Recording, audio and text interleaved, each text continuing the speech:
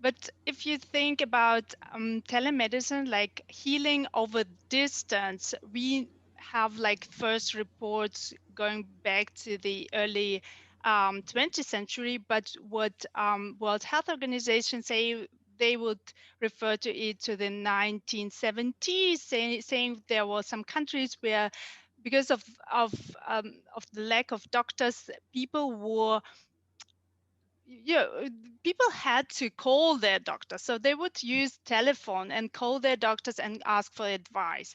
And of course, if you work in a developing country somewhere, I've been working, for example, in Guatemala, I used to call my colleagues in Germany, or I would call my colleagues somewhere in the capital of the country, right, and ask for advice. But yes, so telemedicine as it is exists for many, many years. But what we see now is a little bit what I would say. It's a shift in the sense that we see it's a little bit that the patient comes into the center of the medicine, in the sense what I experience at least is that telemedicine is a very convenient way to contact your doctor. It's easy. You don't have to take any transportation. You don't have to search for a parking lot. You can just call your doctor and ask him a question. If you have like a small issue and you want a quick advice, it's a very, very convenient way to connect with your doctor.